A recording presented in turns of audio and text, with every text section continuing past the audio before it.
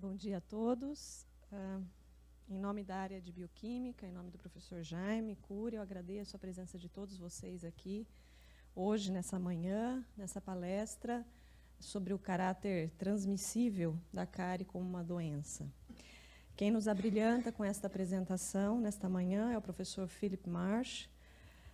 Eu acho que ele dispensa apresentações, mas, de qualquer forma, eu faço questão de introduzi-lo formalmente a vocês.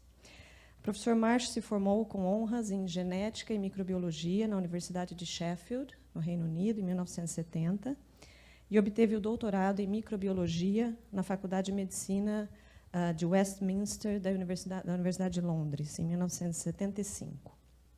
Atualmente, ele é professor de Microbiologia Oral da Faculdade de Odontologia da Universidade de Leeds, no Reino Unido, além de também ser cientista-chefe da Public Health England, em Salisbury.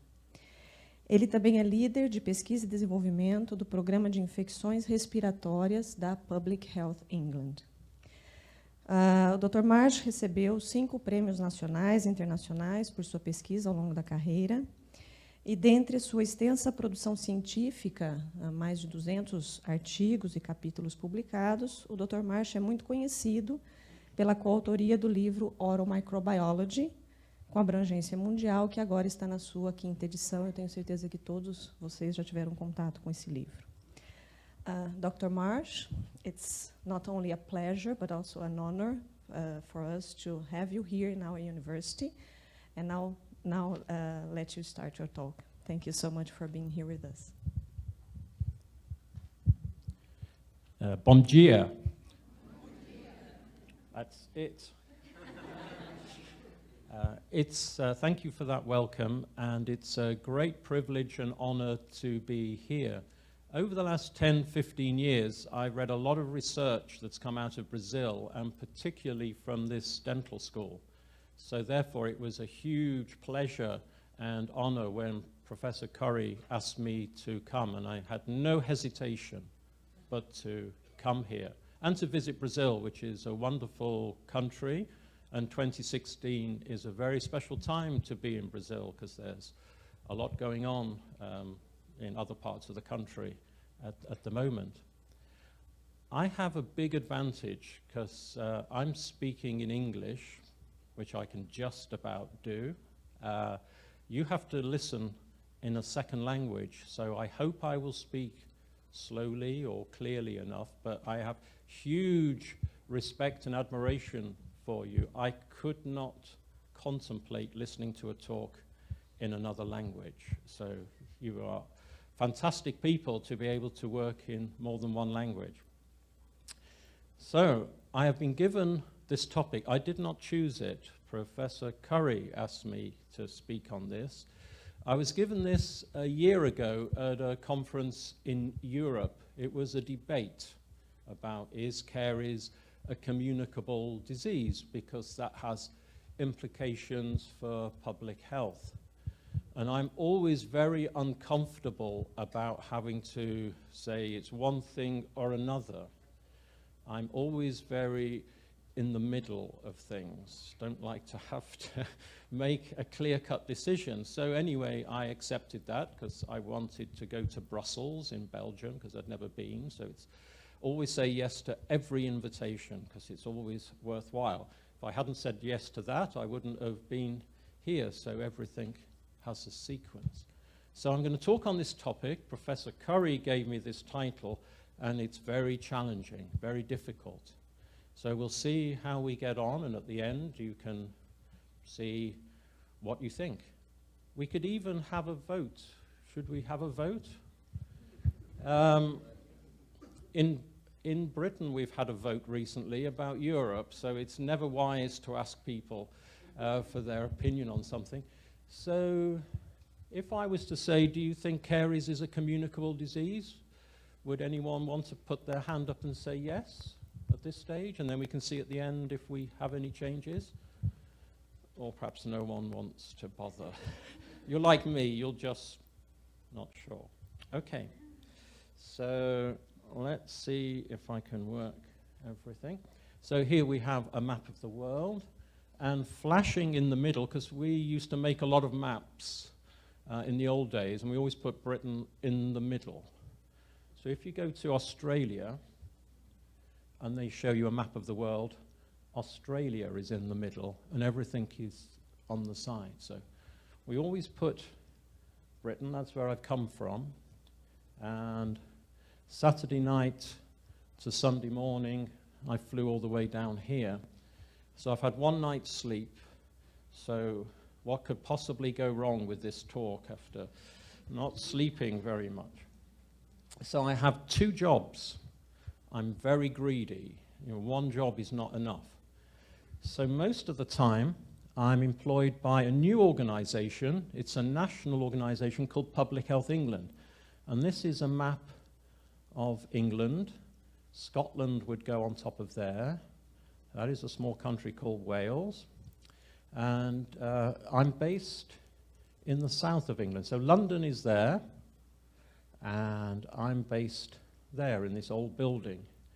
The building is the same age as me, so I have a lot of sympathy with the building because I'm feeling a bit old and have problems, so does that building. So I went there and I was working on oral microbiology, but over time, the nature of the work has changed. So I now have a team of 20 people, and we work on tuberculosis. So we work on a lot of very infectious diseases there. Ebola, so we led the response of the nation to the Ebola. We sent scientists over to West Africa, and to Zika. So we have people working on vaccines and therapies to Zika virus. So now oh yes, and apart from me being very old, there are 2 other old things in the city. So the city is famous because it's a very old city and it has a famous cathedral. And that cathedral has a spire, that's the pointy bit, that's the tallest in the United Kingdom. It's 104 meters tall, and it was built in 1250. So it's 860 years old. So very impressive. And this is Stonehenge, which is nearby, which is a series of very old stones that was built about 4,000 years ago and is aligned with the sun rising on the longest day. So lots of people go there at that time. This is the most interesting bit of the talk, by the way. And then the rest of the time, I now do oral microbiology at the University of Leeds, which is in the north of England, which isn't very convenient. So I travel every month by train up and down to Leeds. And I'd like to thank all the people I've worked with, because without having very smart, clever people working for you, you don't get anywhere. Right, so on to the topic. So when I gave this as part of the debate, I used the metaphor that it was a bit like a jigsaw puzzle. And to construct the argument to persuade people, is it or is it not a communicable disease, you needed lots of pieces of evidence. So I said it's not a puzzle, but there are a number of pieces you have to get in place to understand it. And so what I'm never sure of is if I've got them all to give to you or not. We'll find out at the end. So I'm going to talk a little bit more broadly about us and microorganisms, both on our body and then in the mouth, and then the role of some of these organisms in dental caries. I'll then describe some modeling studies we did to try and understand this relationship, and then we'll conclude and see what we think. But first of all, some definitions. So what is a communicable disease? So I had to look these up on the internet because it's very difficult to have a very precise description. So it's defined as the spread from one person to another, or from an animal to a person, and it's often either by airborne route or by touch or by ingestion, so if you eat something that is contaminated, and it usually involves a microorganism. And these microorganisms, again, can be defined in different ways. So there are some organisms that we call overt pathogens. They are just put on Earth to be bad for us. So they cause disease even in healthy people. And then there are other pathogens called opportunistic pathogens that will take advantage of a situation. So if you become immunocompromised, for example, then certain bacteria are able to cause an infection, but they couldn't do that if you had a normal immune system. And then there are some bacteria called commensals, and they live generally in a beneficial relationship with us. They are not harmful. And a non-communicable disease is usually defined as a condition that's not infectious and not transmissible.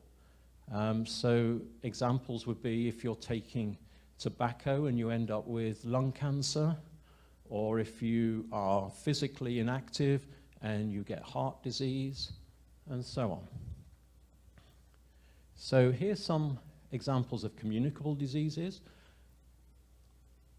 If I had influenza and I sneezed all over you, some of you would get influenza because you would inhale droplets that would contain the virus. I've transmitted it from me to you. You don't normally have the influenza virus as part of you. And then there's some bacterial pathogens, like the organism that causes whooping cough, or anthrax as a severe example. Those bacteria produce a toxin, a specific protein that causes the disease. And if you give someone just the toxin, they also suffer from the symptoms of the disease. So they produce something very specific that will cause a disease. And the presence of some of these bacteria, all these toxins, is diagnostic of the disease. So you know someone's got anthrax if you isolate that organism. You know someone's got TB if you isolate Mycobacterium tuberculosis from the lung. Non-communicable diseases, like I was just saying, include cancers, diabetes, cardiovascular disease, chronic obstructive pulmonary disease. So diseases often caused by pollution, diet, stress, host genetics, and so on. So now getting on with the talk, the human microbiome and us. So there's been a lot of developments in the past 5-6 years trying to understand the relationship we have with the microorganisms that inhabit us, because it is now known that there are as many microorganisms that are part of us as there are eukaryotic cells. So we are at least equal microbial as eukaryotic. And these organisms colonize all of our body surfaces, the mouth, the skin, the gut, and so on.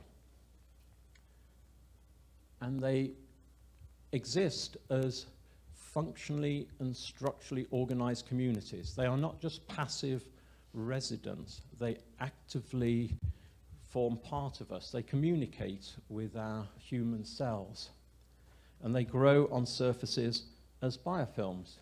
And these biofilms are dense masses of microorganisms. They communicate with each other as well. So they're like an extra tissue to us. And they produce fantastic benefits. We couldn't live a normal life or develop as we think humans develop without these natural microorganisms. So they're responsible for excluding a number of organisms we come into contact with on a daily basis that's present in the air, in food, or we take in by other ways, and that's called colonization resistance. They are important for the development of the immune system, the cardiovascular system. So if you rear animals as being germ-free, they don't look like a normal animal. So if it's a mouse, the mice don't have a normal gastrointestinal tract. Their immune system is different. And so we now know that these organisms play an essential role in our normal development.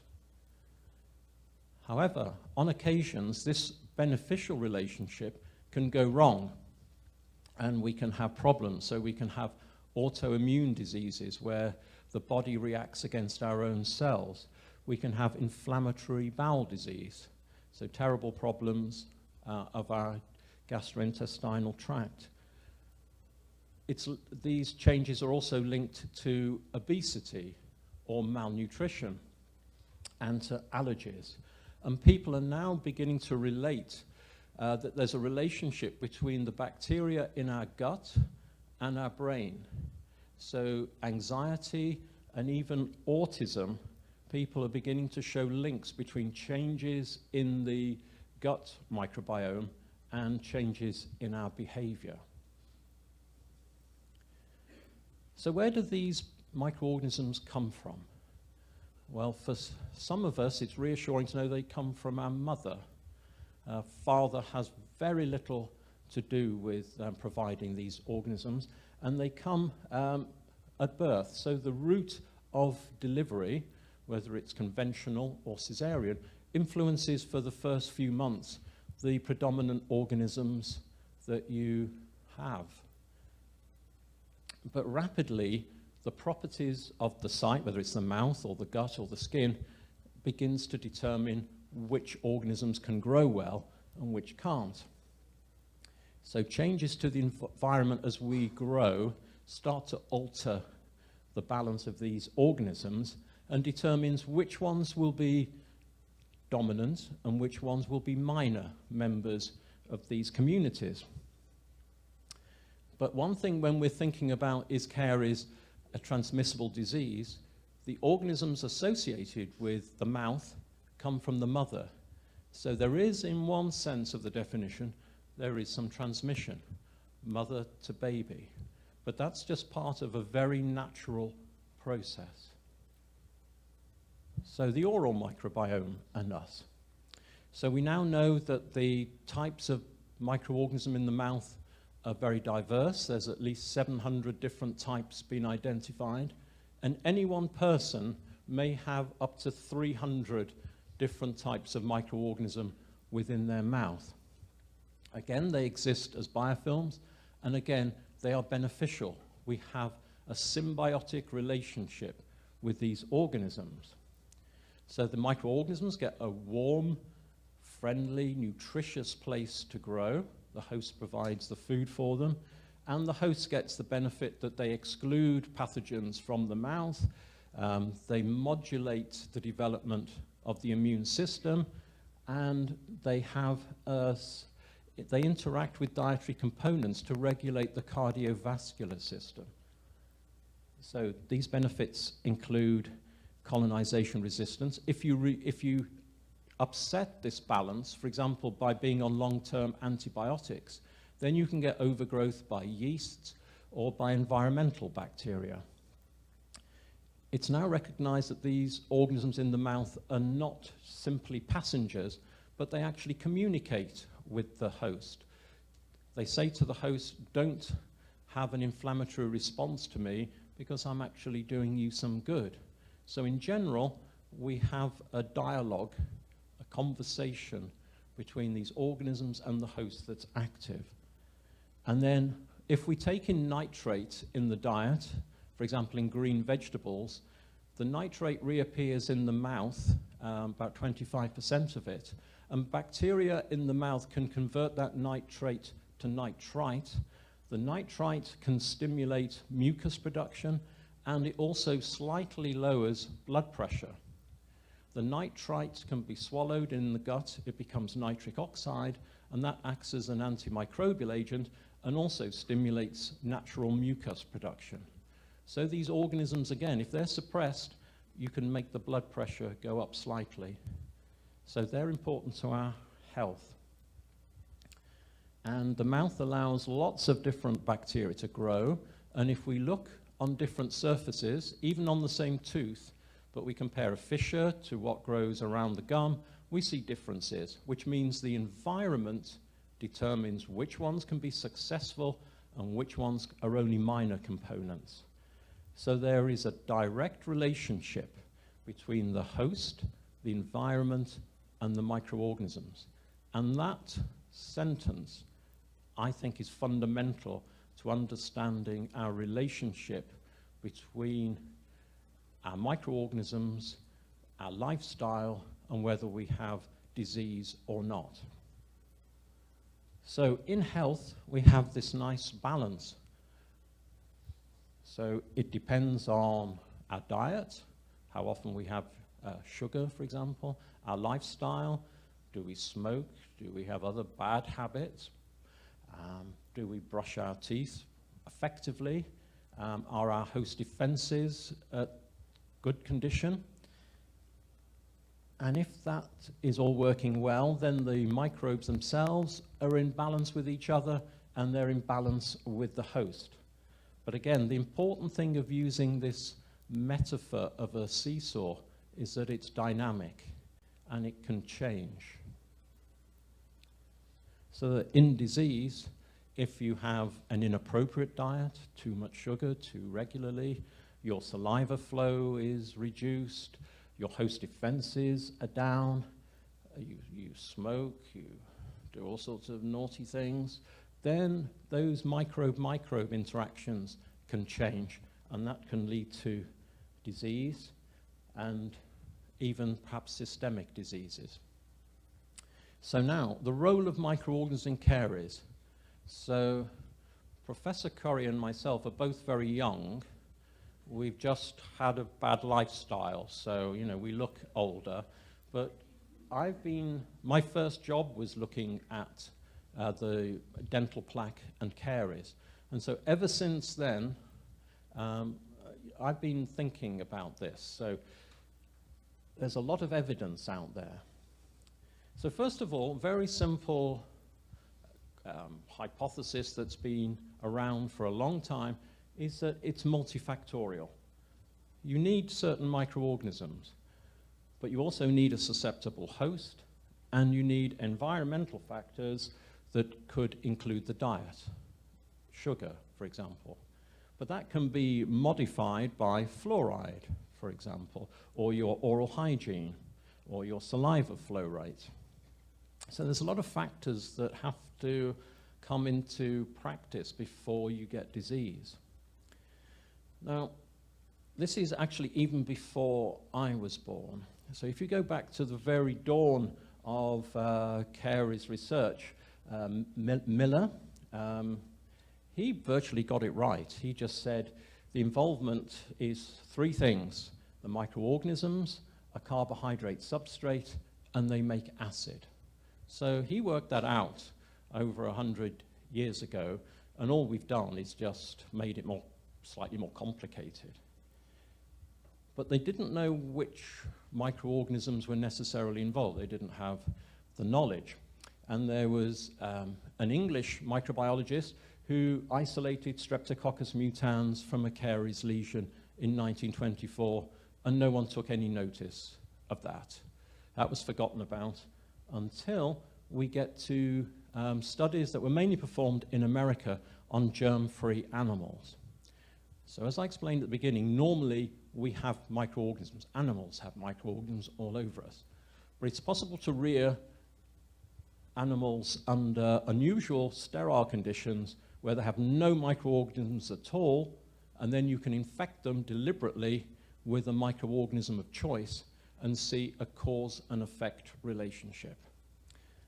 And what they did in these studies in the 1950s, 60s, and 70s is they showed if you gave these rodents, so mice, hamsters, rats, you gave them sugar, no caries.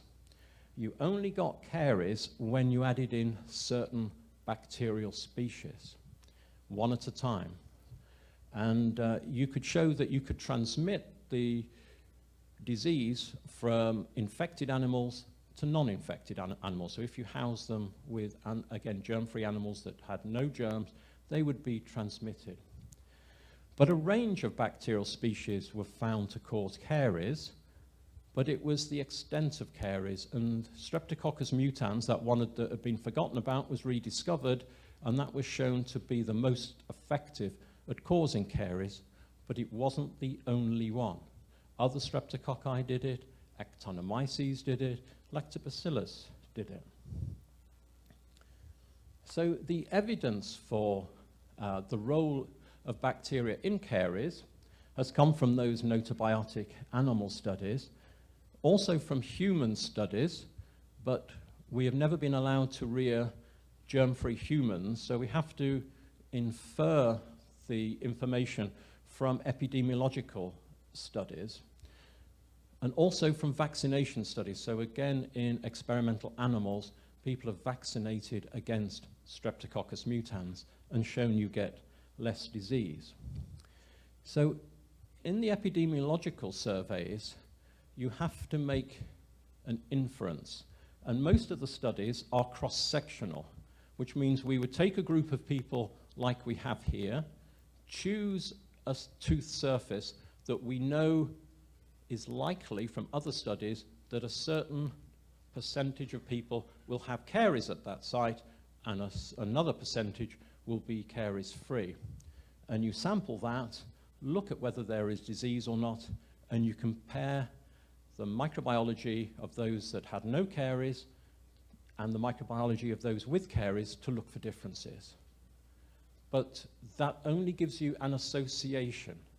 It doesn't tell you cause and effect, because the people that are caries-free when you sampled, perhaps in a few months' time, might get caries. So there's always a limitation. But it means you can study different age groups, people in different countries, people on different diets, and so on. And then the more valuable studies are longitudinal studies, where you have to take a smaller group of people, because these are very expensive studies, and you choose a tooth surface that is caries-free at the start, but over time, again, you know from other studies, perhaps 20, 30% of them should develop caries over 2-3 years. And this was the type of study I first started on.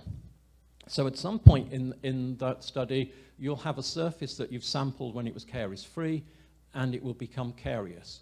So you can look at the microbiology before and after the diagnosis of caries, and again, you can compare sites that got caries with those that remained caries-free all the way through, and look to see if there are differences. So what have these studies shown us? Well, there was a lot of cross-sectional studies in the 1970s and 80s, and generally what they showed that at sites that had caries, there were increased proportions of mutant streptococci. And there was an inverse relationship between mutant streptococci and another streptococcus, Streptococcus sanguis, that seemed to be more associated with health. So if you had high mutant streptococci, you had low Streptococcus sanguis. High Streptococcus sanguis, low mutant streptococci. But there were always people or sites in which they had caries, but you couldn't isolate any mutant streptococci. So the caries had occurred in the apparent absence of these species, and there were other sites where you could detect mutant streptococci, but at that time, there was no caries. So this is one of the well-known studies by someone, Walter Lowish, who was one of the most famous oral microbiologists, really did massive amounts of brilliant research on caries. And in one of the studies, he reported that over 70% of fishes in humans had mutant streptococci that were greater than 10% of all of the bacteria present at that site. That is a lot of mutant streptococci. And in those fishes that were caries-free, 70% had no mutant streptococci. So that is pretty powerful evidence of the role of mutant streptococci.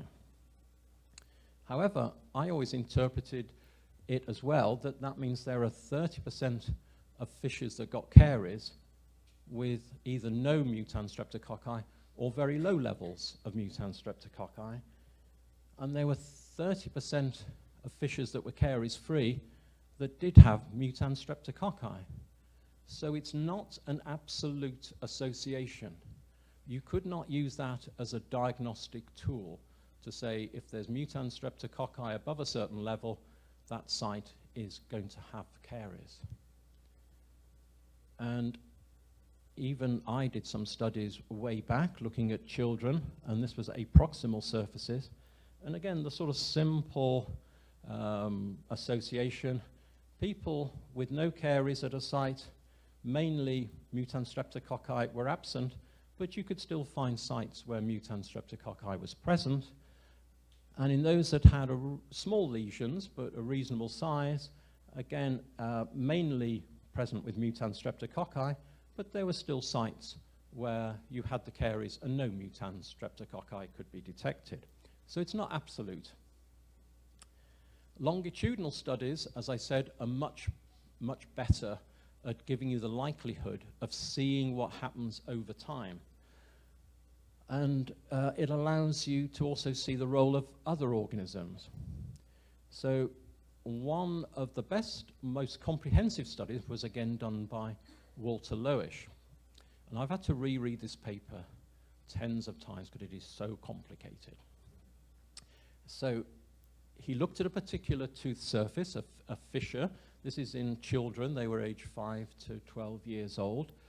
And in a number of them, in this longitudinal study, so they worked out when caries was detected and then reported the percentage of mutant streptococci 6 months or 12 months before the caries was detected. And in this case, there were two categories where the tooth became carious that they were sampling.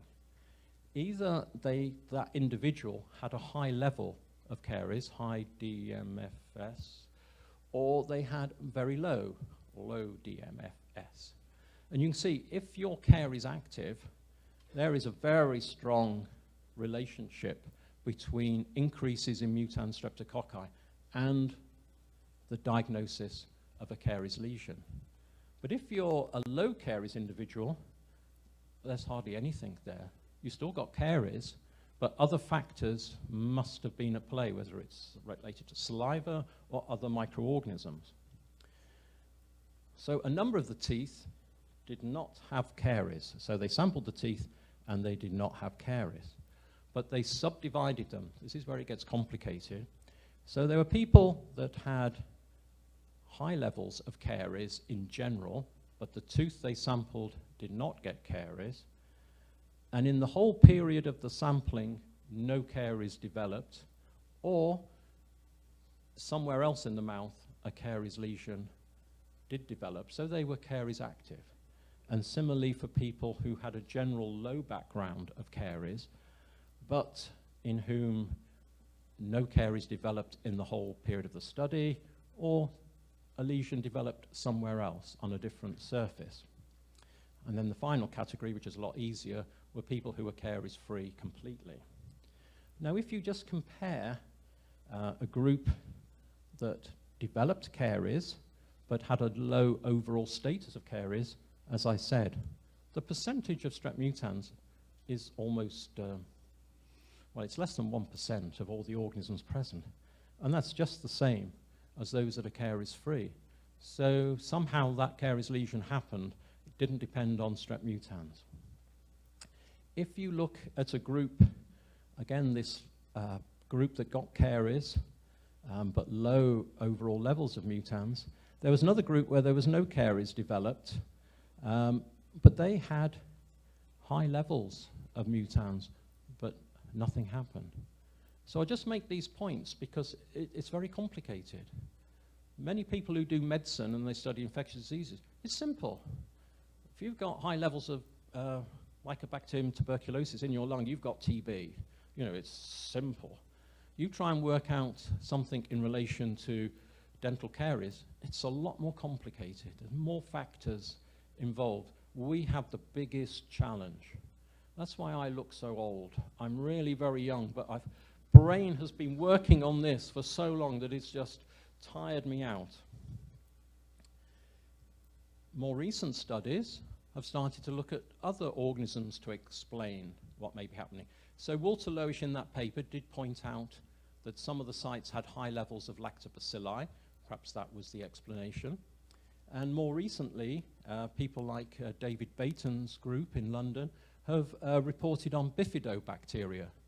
The reason why people didn't pick up on bifidobacteria in the past was because you needed special media to grow the organisms. The ones generally used did not easily grow these organisms, so they were just missed. And there's a number of, now you can divide the oral bifidobacteria into a number of different groups, complicated.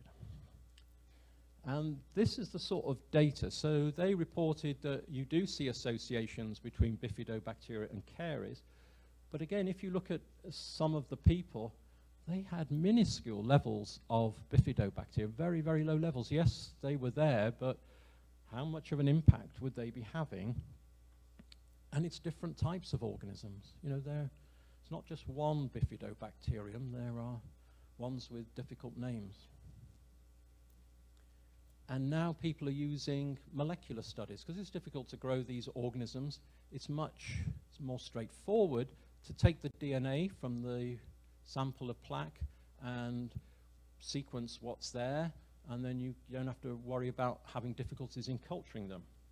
And in these sort of studies, they've reported, for example, that some organisms are associated with health. So you see higher levels of these organisms found at healthy sites. So that Strep sanguis, now called sanguinis, is there. But in disease, they reported a football team collection of organisms, not just a single one, but a whole range of organisms. So all I'm making the point is the microbial etiology, the evidence out there is complicated, and you shouldn't feel, concerned that you find it complicated, because it is complicated. And a long time ago, and I haven't updated this, I looked to see how often you can find strep mutans in papers and there's no caries, and how often when you can. The point is, it can often be present in people's mouths, but it's usually at very, very low levels and probably not significant. Now, the dental biofilm is made up, as I said, of a large number of different species. And those bacteria are all doing something. They're all busy, busy, busy doing something. So there are some bacteria in the biofilm that don't make so much acid, but they actually make alkali. So if there's any arginine about, or urea in saliva, they will tend to make ammonia. And so they will try and push the pH up, whereas other bacteria are trying to push it down.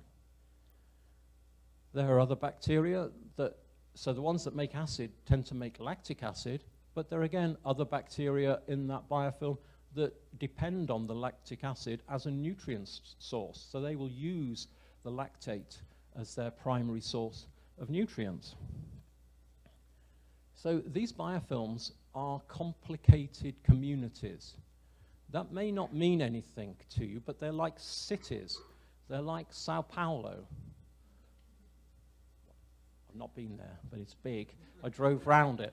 So in there are people with lots of jobs. There are some people breaking down carbohydrates to acids. There are some using acids. There are others making alkali. They all have a job to do, and they're interacting with each other. So it's complicated. It is really complicated. So that's just summarizing that point. And what are the properties of bacteria that cause caries?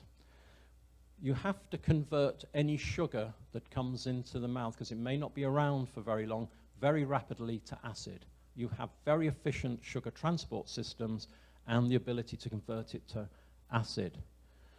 I think the most important property is the ability to tolerate the acid made, because many bacteria in those biofilms can make acid, but not many of them can tolerate and survive the acid or grow under the acidic conditions. And guess what? The ones that can grow well under acidic conditions are Streptococcus mutans, Bifidobacteria, and the lactobacilli. They also make extracellular polymers from sucrose, and they can store excess carbohydrate as intracellular storage compounds, which they can use when there's no dietary sugar around. But again, a point is, none of these are absolutely specific or unique to one organism. And this was a study done in the year, published in the year 2000. It's very complicated, but the message is quite simple. So they took a lot of clinical strains of different streptococci. So it's very difficult to read, but that's just a number of different streptococci, of which Strep mutans is there, Strep sabrinus, they're the mutan streptococci. And then there's other streptococci that we don't tend to think too much about with caries. And they measured the rate of acid production at different fixed pHs. So just doing it at pH 7 or 6 or 5.5 or 5. And because they were using lots of strains, they've got a spread. So not every example of every species performs the same. And so if we look at these lines here just as an example, obviously somewhere out here is an outlier, but that outlier for Streptococcus mitis, is it? Was far better than any Streptococcus mutans at making acid. It was a super acid maker, but unusual. And here we see that, you know, in the average bit, they were as good as many of the S mutans at making acid. No, they didn't measure the toleration of acid. I just throw that in. But I'm just kind of making a point that not all strep mutans are equal. Not all other streptococcal species are equal. So, is caries a communicable disease? You can see how difficult I find this kind of thing. So, I've listed some properties here. So generally, for a communicable disease, the presence of that organism is diagnostic of the disease. That's what clinical microbiology labs do. They get a sample, they grow the organisms, and they look for signature organisms, because it's diagnostic. Is the pathogen present in health? Often not. Sometimes they can be carried. I mean, that's not an absolute. Does the pathogen satisfy Koch's postulates? Which I can't remember what Koch's postulates are, but that's how Koch postulate defined it, that if you put the pathogen into a suitable animal, you get the features of the disease. If you remove it, treat it, disease goes away. Does the pathogen produce specific virulence factors? Often they do. Often they produce particular toxins that cause the disease. And is the disease transmitted from person to person? Often it is. So how does caries stack up, do you think? Is it diagnostic of disease? It's probably an indicator of risk. If you've got high levels of certain organisms, it's probably not a good thing, but is it diagnostic? I bet if I had a sensitive test and I tested everybody in this room, I would find a potentially carcinogenic organism in all of you. And as I'm leaving here on Wednesday, I'm safe in saying that because it takes too long to detect them. Is it present in health? Well, yes, often. They are often there at very, very low levels, so not clinically relevant. Does the pathogen satisfy Koch's postulates? Generally, no. They had to try and rewrite a new set of Koch's postulates for oral organisms. Do they produce specific virulence factors? They have properties that are consistent with the disease, but they're not specific in the same way as a communicable disease organism. And is the disease transmitted from person to person? This is where it gets a little bit tricky, because you've acquired, the organism didn't just appear, you did get it, probably from mother or someone in close proximity to you. But once you've got your normal set of microbes, So no, I've got a lot of caries. Okay, I'm a microbiologist. I don't understand about oral hygiene particularly. You are not in danger of catching caries from me. Okay? If I had influenza, yes. So it's not transmissible in the conventional sense. So therefore, how should we describe caries? Gave me this to do. So I'm going to pose a question first. And I'm going to ask you which of the next 4 examples is the odd one out. So this is damage done to forests in this case it's Scandinavia, from acid rain caused by pollution that we generate in England, and it blows across to Scandinavia, and it rains and it kills their forests. Okay? Is it the loss of life from ponds or streams because fertilizer flows off fields, so phosphates, nitrates that are put on fields to grow crops, washes off into the river, algae grow on that phosphate, consume all the oxygen and kill the life in the pond or the stream? Or is it the loss of the dinosaurs in the late Cretaceous period when a meteorite is alleged to have hit the Earth? And I'm fortunate here to have the very earliest photograph, digital image taken by one of those dinosaurs, and it was found many years later, of the meteorite just about to hit. Okay? Or is it dental diseases? Does anyone want to say which is the odd one out? I suspect no one does. So I think they all have similar principles, but on a different scale. That something changes in the environment, whether it's acid from the rain, whether it is a novel nutrient from the fertilizer, whether it is a change in the temperature, sunlight from the meteor, or from something in our lifestyle that causes a change in the biology of that habitat. And so I'm going to try and justify that approach now. Right. If I keep talking long enough, there's no chance for questions, you see, so I won't have anyone asking me anything difficult. So this study was done in the 1960s, a long, long time ago. So skin has a set of organisms like staphylococci, micrococci, very different to the mouth. And there's hardly any bacteria on our forearms. But if you cover up that forearm with a plastic sheet, the skin starts to sweat, a lot more moisture. And then if you sample the site, you get many-fold increase in the microorganisms, but the predominant type changes. So that is a very simple example of if you change the environment, you change the microorganisms. So the habitat can select. So again, because one of the benefits of being very old is that I can remember lots of early studies, that if you search on PubMed, you don't find any of these. So a lady from Sweden, Mona Svanberg, she rinsed round people's mouths with a buffer of different pHs. And she looked for the levels of mutans streptococci. And she found that if you rinse with a buffer that has a low pH, after 2 weeks, you get higher levels of mutans streptococci.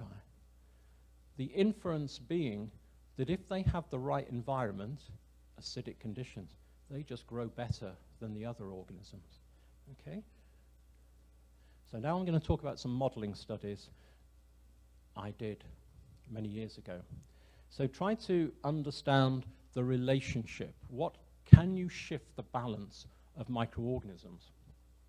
So we grew 9 or 10 bacteria together. Some of them are associated with health, some with caries, some with periodontal disease. These are the organisms here, in a very controlled system using a fermenter, where we control every condition but just change one at a time, or in a biofilm generating machine, this case a constant depth film fermenter. And then we could change the nutrients, we could change pH, and so on. So the first experiment, well, it wasn't the first one, it's the first one we published because the others have been ridiculous. We grew them on mucin as an artificial saliva.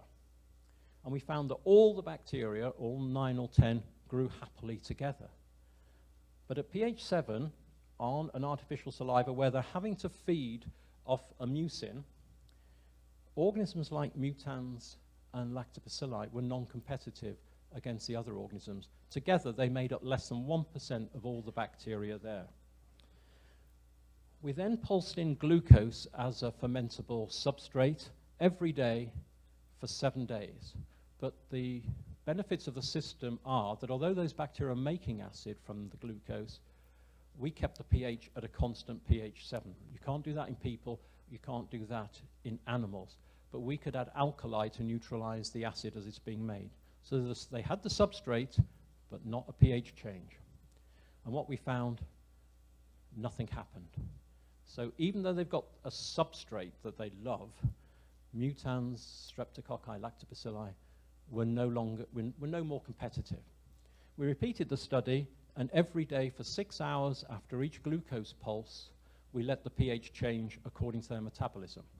So they started to make acid. After 6 hours, we brought it back to 7 for 18 hours. Next day, another glucose pulse, 6 hours of acid, back again. And over time, each day, the pH fell further. And if we looked at the microbiology, the species associated with health gradually were reduced over time, and by the 10th pulse, over half the organisms present were strep mutans and lactobacilli. So a combination of a sugar, but most importantly, a change in pH caused the balance to shift. We then repeated it, but we let the pH only fall to a fixed value. So the pH is falling after those sugar pulses, but in one experiment, we would never let it go below pH 5.5. Set the whole thing up again, let the pH fall a bit further, just to 5, but no lower. Third experiment, all the way down to 4.5, but no lower. And again, we looked at the effect after 10 pulses.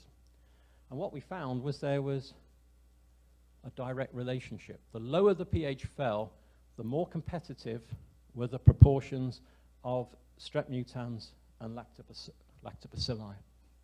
So a direct relationship between the pH in the biofilm, well, it wasn't a biofilm in these studies, in the environment and the levels of these organisms. So we argued if you had an intervention that interfered with the pH fall, would that stop these changes and benefit the good bacteria?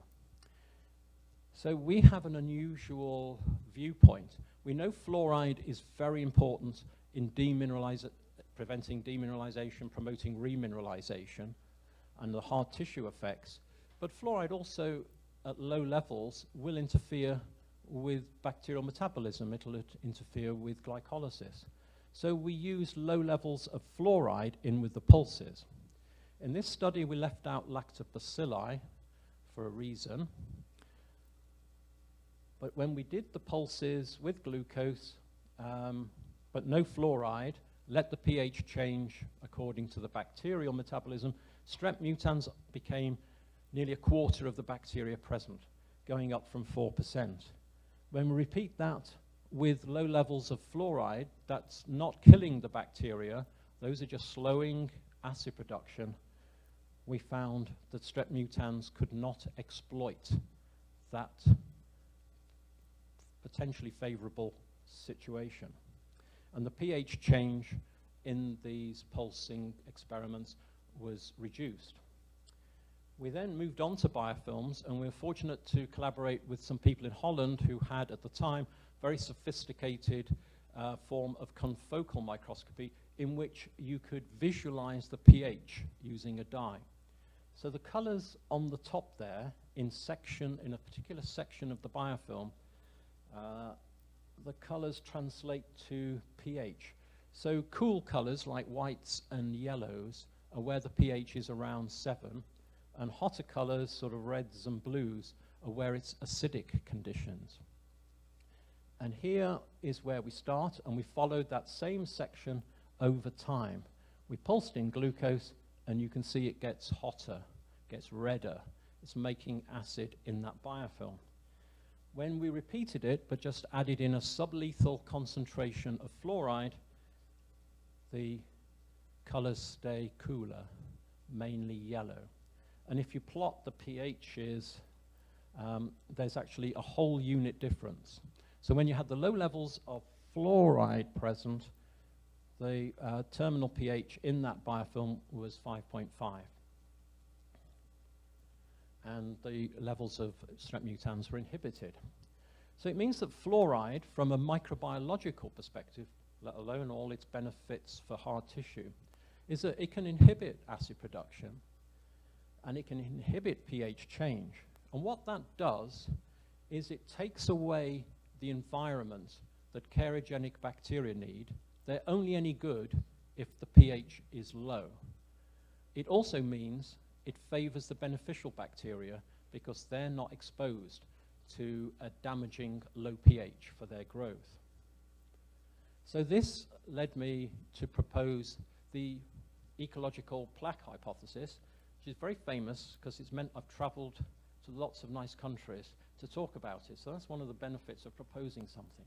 So if you take in lots of sugar, the biofilm spends more time at acidic conditions. That means you get a change in the environment. It becomes acidic in those biofilms.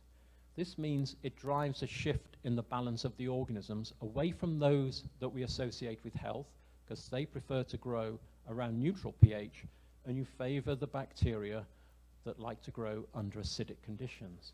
And that pushes the condition more towards caries from health.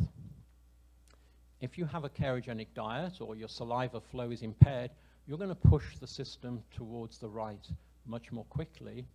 If you have good oral hygiene and effective use of fluoride, you'll be tending to push it back towards the left.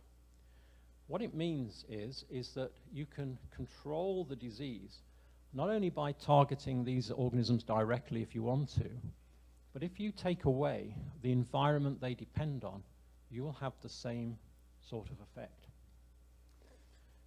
So what we're doing with caries is we're selecting for bacteria with certain properties. And those properties are you like making acid and you love growing under acidic conditions. These traits are embedded in the mutans Streptococci and Lactobacilli, but again, not exclusively so. There are other organisms that also can do this. So it's not surprising. The etiology is not totally specific. So if you support the ecological plaque hypothesis, you don't worry about the etiology being just down to one or two organisms. Many organisms could play a role if you have the right characteristics. And these organisms could be carried at clinically insignificant levels. Disease can be prevented by targeting those organisms, but also, most importantly, by interfering with the factors that drive those bad changes in the biofilm. So I think, it's getting near the end, that we need just a paradigm shift. We need to think about oral diseases in a slightly different way to that which has been applied to medicine for many classical infectious or communicable diseases.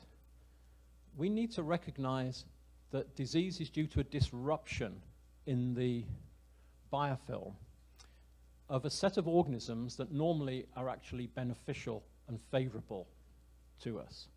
So if we apply ecological principles, we should remove or inhibit the processes that is driving that selection or that enrichment. We should obviously promote effective oral hygiene, and we should educate patients of the impact of their diet, of their lifestyle, of their oral hygiene effectiveness, and of the importance of agents like fluoride. And I think we need to recognize that we need, in oral biology, to focus on the function of organisms, i.e. do they make acid, are they tolerating acid, because that's the key properties, rather than just their name, because even within a species there is a wide spectrum of abilities to perform this. And we could also try and stimulate processes that are beneficial to health. This could be a new strategy for trying to prevent or control disease. So how might this look? I think we have to recognize that we all have quite a complex, diverse, natural oral microbiota. And that gives us enormous benefits. We don't realize it, but if you were to lose those organisms or the balance goes wrong, we get problems. In people who have poor oral hygiene or who have lifestyle risk factors, so for example, if they have frequent intake of sugar in their diet, or if their saliva is reduced, and that can be because of age, it could be through medicine. Many medicines that people take as a side effect reduce saliva flow. What we get is we get acid being produced that suppresses the beneficial bacteria and increases the risk of caries. So if you have effective oral hygiene, you can get a thinner biofilm, less biofilm. You still keep the beneficial bacteria, but you take away the advantages that the cariogenic organisms need for them to grow, and there's less acid produced. Saliva is able to buffer a thinner biofilm better. So for the future, it's delivering some of the agents we have more effectively, perhaps identifying novel agents that can interfere with acid production or acid tolerance. There are people looking at pre and probiotics, and people looking to see, can you make the biofilm less sticky, less able to adhere? And the important thing is that there is now a movement developing, it's certainly starting in Europe over the last year or so, to try and recognize that oral health is more than the absence of disease. And if we understand what health is, what oral health is, we could then develop strategies to actually promote that health, actually make things better, not just always deal with the consequences of disease, but look at strategies that actually boost and promote health. So, summary.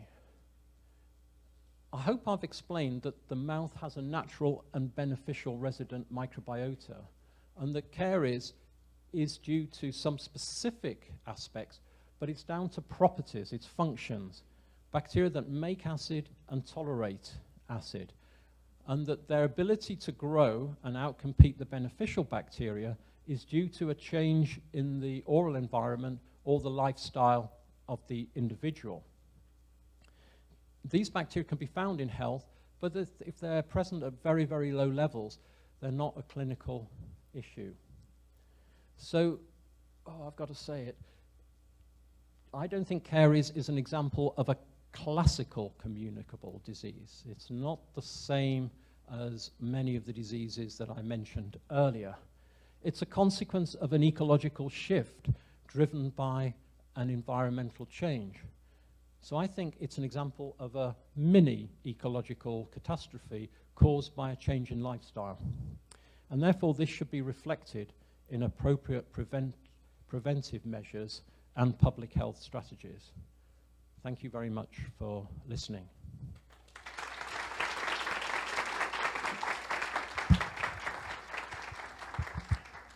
I guess it means I have to answer any questions. Thank you. Thank you so much, Professor, for this brilliant presentation, presenting a very clear line of thinking and helping us solving this puzzle. So, alguém tem alguma pergunta? Se quiserem fazer em inglês, se quiserem fazer em português, eu traduzo para o professor.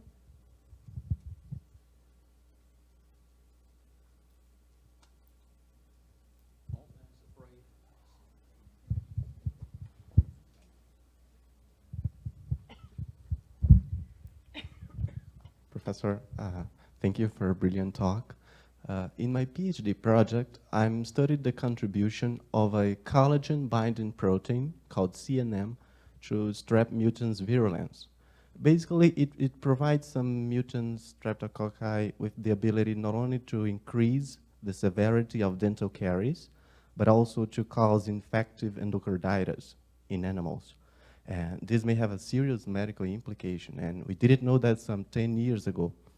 So my question is, it seems to me that as years go by and science evolves, we keep finding new disease-related mechanisms associated with oral bacteria. So do you believe public authorities, scientists still underestimate the impact of the oral microbiome to the onset of systemic conditions? How do you see that? Thank you.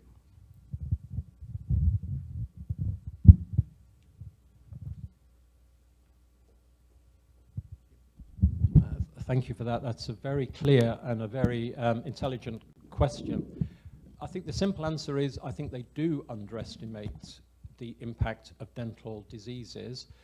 There's been some recent meta-analyses of public health data published in Journal of Dental Research, and they said, looking at all the data, that dental caries in deciduous teeth is the most common disease on the planet. And of course, it causes not only sort of pain and problems for the individual at that time, but as time goes by, you increase your risk, as you say, of systemic diseases. So I think the cost, both to the individual and to the nation, of dental diseases is fundamentally overlooked by public health authorities.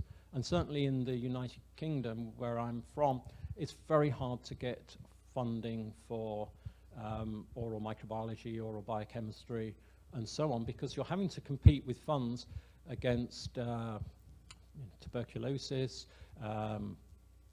other respiratory diseases, viruses such as Ebola, Zika, and so on. There's always something new. And dental diseases are just assumed to be some low-key, low-grade issue. But the biggest factor that results in young children aged between about 5 and 9 of being admitted to hospital for surgery in the United Kingdom is tooth decay, is to have their teeth out under general anesthetic.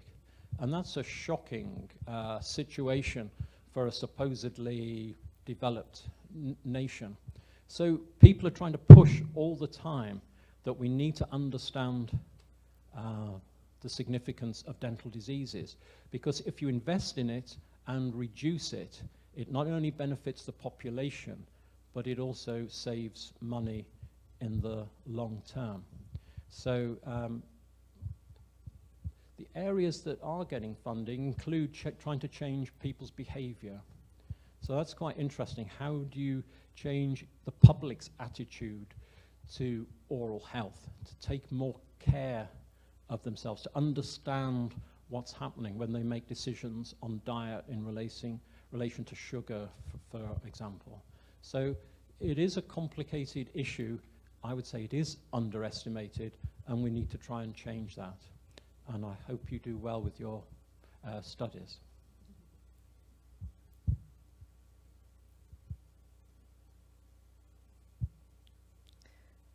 Any other question?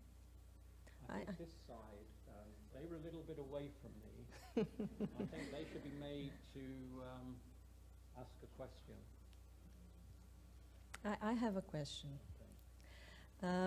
You, in your talk, of course, you recognize the transmission that is in place when a child becomes infected with the microbiota of the mother or someone else. I think that the whole objective of this lecture here is to discuss a little bit about it. Do you see that this is something that we need to approach in terms of avoiding? How do you see this approach if there is a communicable part of the disease, which is this infection in early children? Should we aim to avoid it, or this is not necessary? We will at the end be infected, all of us. Yeah, that's a very good question, and it's going to take me a while to answer it. I would use the word colonized by rather than infect, but I understand why we use that. If I was writing a grant, it would be infect.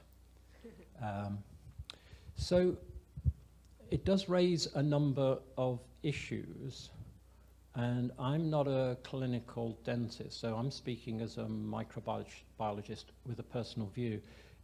In the 1970s, again in Scandinavia, they would screen mothers about to give birth, and they would look at their oral health, but also they would take samples of saliva when the mother was at the dentist or at a antenatal clinic. And they have just some simple diagnostic screens for lactobacilli and mutans streptococci.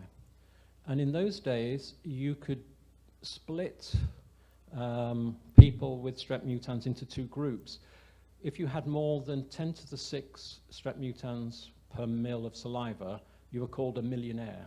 About the only time you would ever be a millionaire in Scandinavia. And that puts you into a different category. And so they would investigate and try and reduce the levels before baby was born. So they would do professional oral hygiene, they might look at diet, and they might recommend using, for example, in those days, chlorhexidine mouth rinses to suppress the mutans streptococci.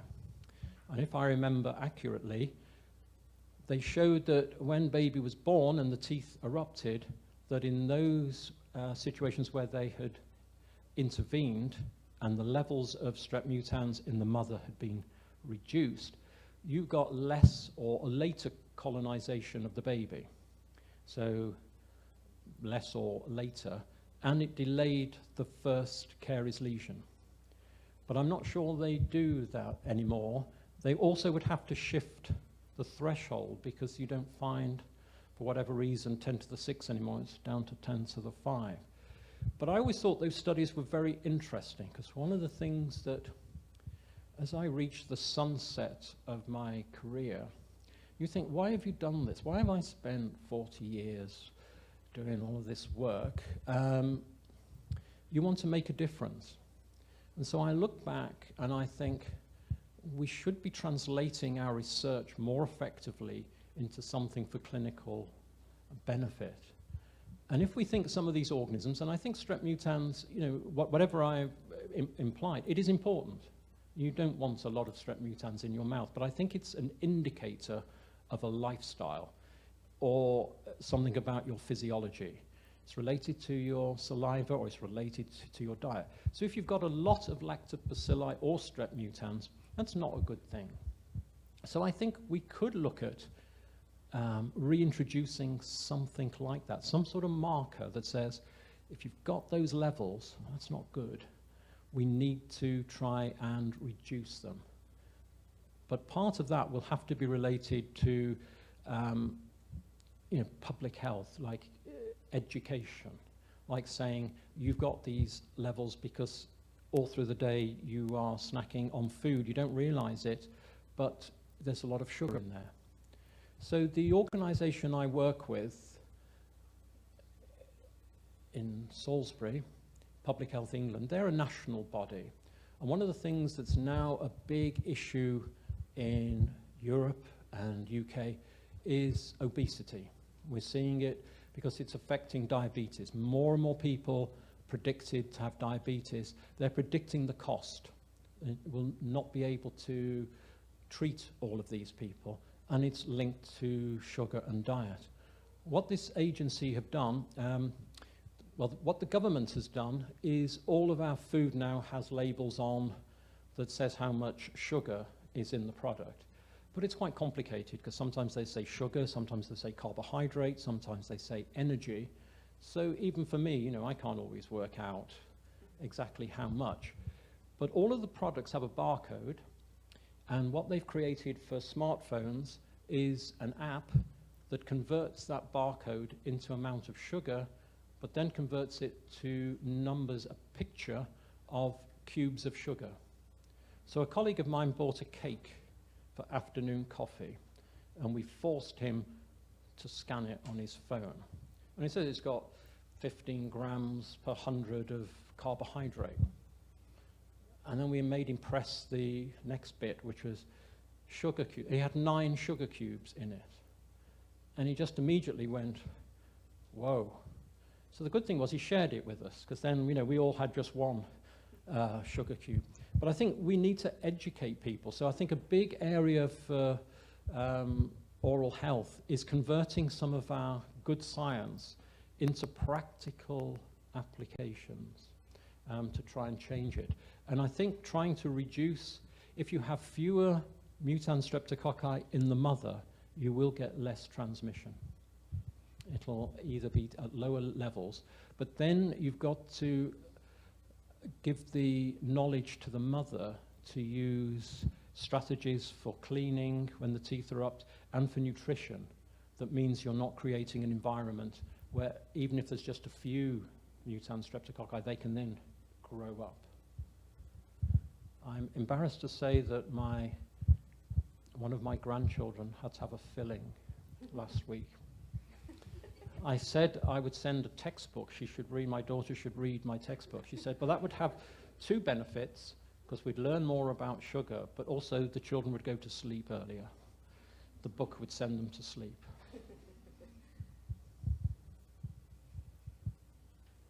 What do you think about that answer? What do you think about the transmission part? Well, Tactic, always ask a question. I like your answer, yeah. I like the idea that the transmission, the one important thing that we transmit from one person to the other are the habits, and the nutrition habits are very strongly passed over from mother to a child. So you get the microorganisms and you get the habits, Yeah. and they can be linked. Has this side thought of a question? Yeah.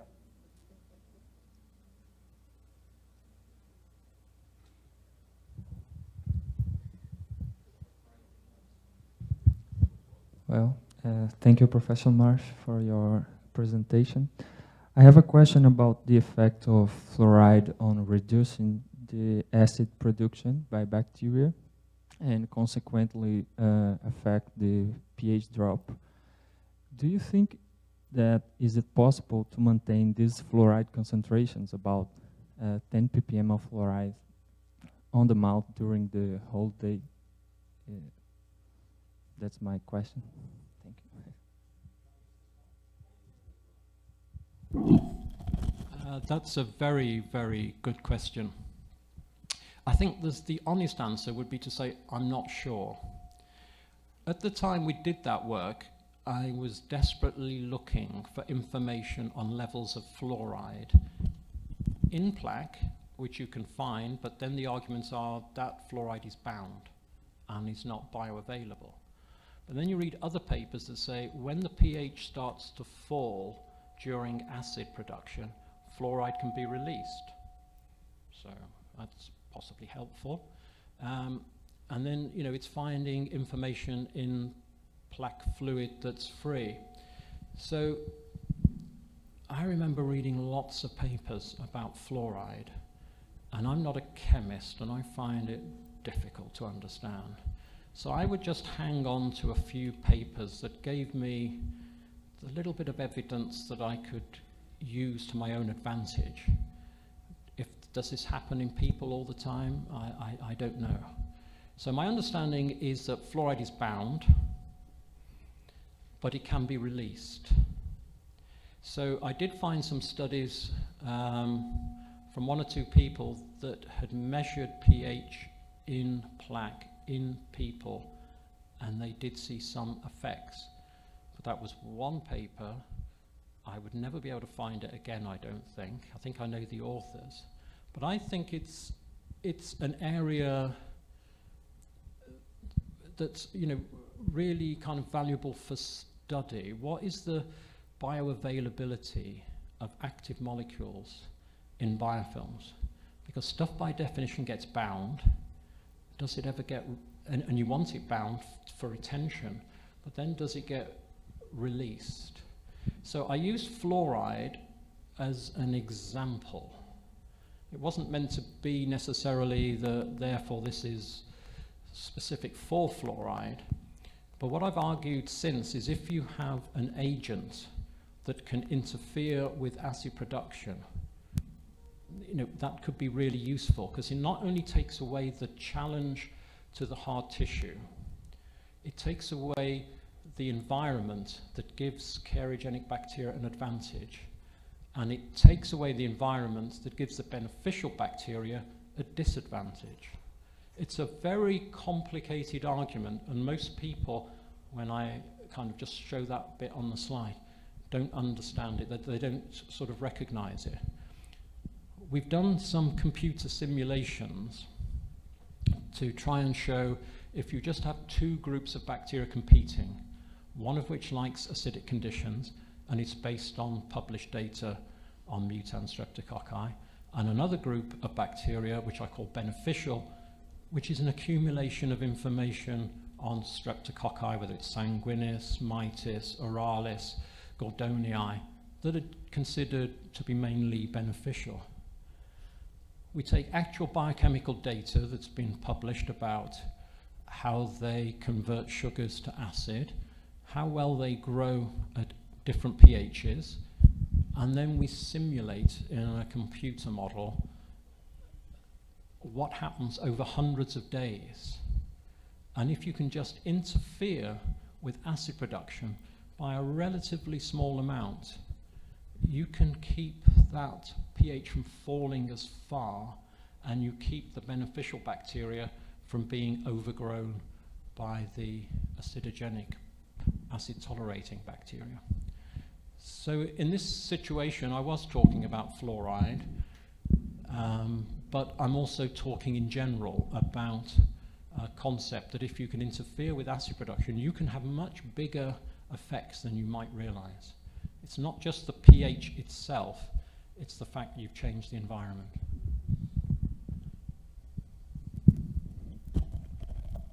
I will then follow on this question. Can you compare the effect of fluoride, as you just explained, with the other pH rising molecules that we can use? For example, arginine or... Yeah. Not yet. So I think, obviously, molecules that help raise the pH is going to be good, unless you get calculus formation and all the other sort of difficult consequences. We have had some interest from a company that makes something with arginine in it that may use these computer simulations, and I'm hoping they will have data that we can plug into the system and just begin to analyze.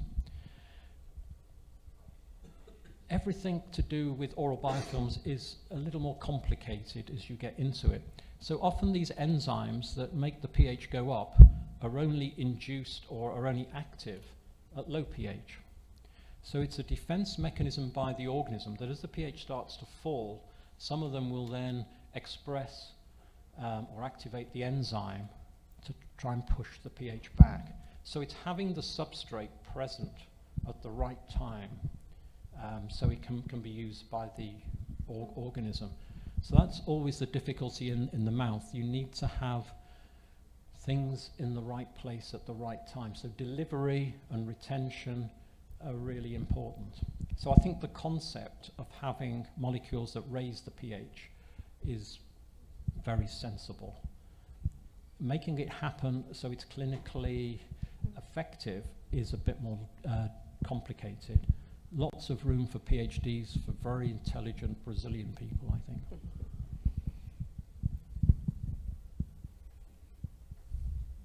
We still haven't had that side. Now, I don't know whether this is the naughty side. They might say we've run out of time. Oh, still not that side.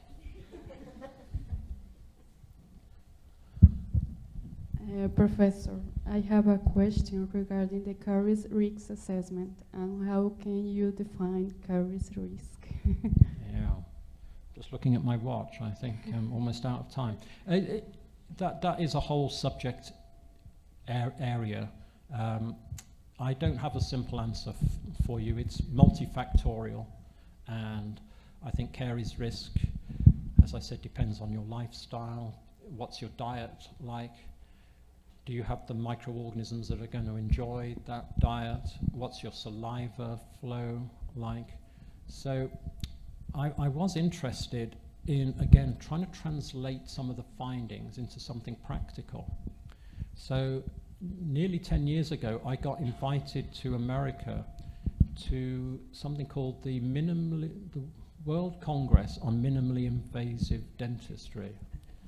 And they always use the word in America, world something, World Series, well, if it's just based in America, I mean, there's no world bit about it.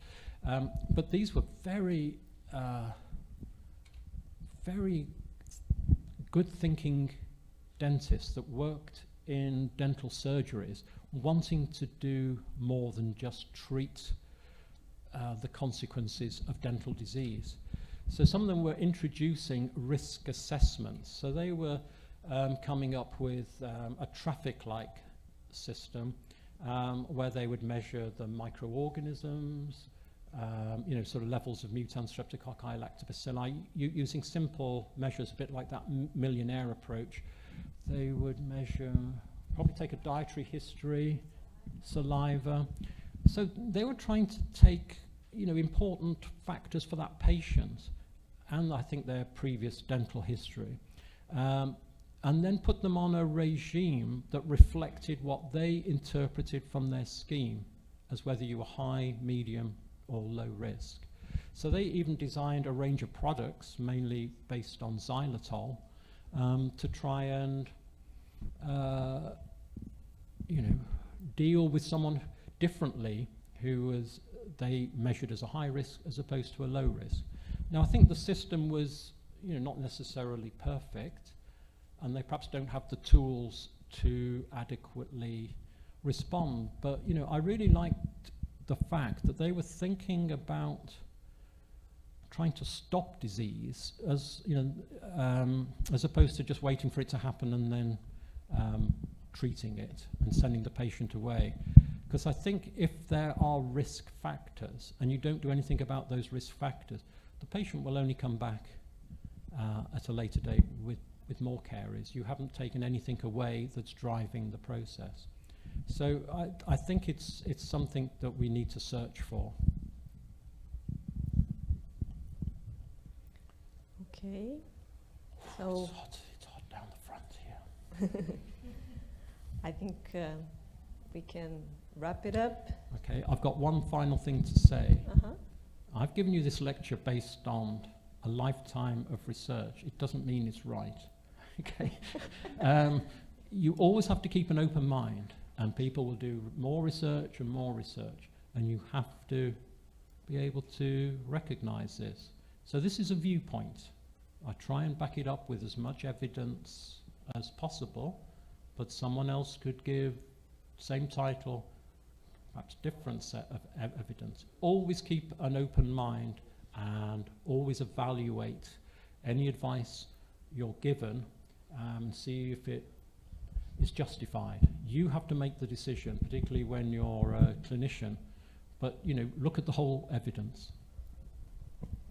Thank you. Thank you, Professor. I'll now hand you a certificate for the participation here. Thank you very much. Thank you. And also some